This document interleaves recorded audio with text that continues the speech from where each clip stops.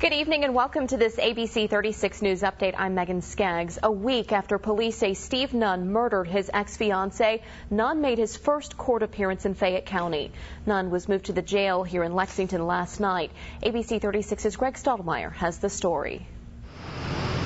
Amanda Ross was ambushed as she left her gated townhome last Friday morning. A little over 5 hours later, Steve Nunn was taken into custody at the Hart County Cemetery where his parents are buried.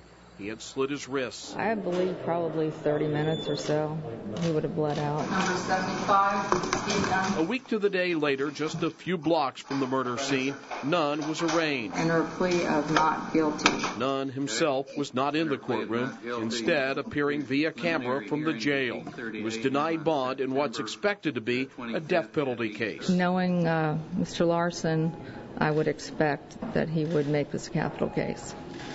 It wouldn't surprise me at all. Thank you all very much. Appreciate you voting. Nunn, the son of the governor who ran for governor, was a longtime lawmaker with a reputation as a watchdog for the most vulnerable. This is going to touch a tremendous number of families throughout the Commonwealth. But things began spiraling out of control for Nunn earlier this year after a domestic violence order was issued against him.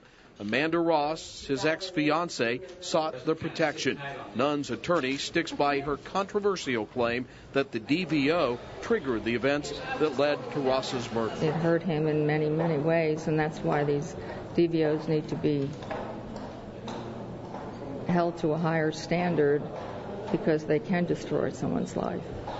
And actually I've gotten some letters from people who have actually said that, in addition to those little death threats. But Death threats against her? well, I wouldn't call them death threats, that people just wish horrible evil upon me and hope I lose everything I have. The claims by Nunn's attorney has others bristling. I don't believe it's a two-way street. In a recent interview, the woman who runs a shelter for victims of domestic violence says Amanda Ross is purely a victim. What I would say is the only person culpable for the death of Amanda would be the person who committed that crime. A crime for which Steve Nunn has been charged. That was Greg Stottlemyre reporting. Now, Nunn's attorney says it's very possible she will seek a change of venue in the case. Lampkins would not talk about her defense strategy. A preliminary hearing is scheduled for next Friday.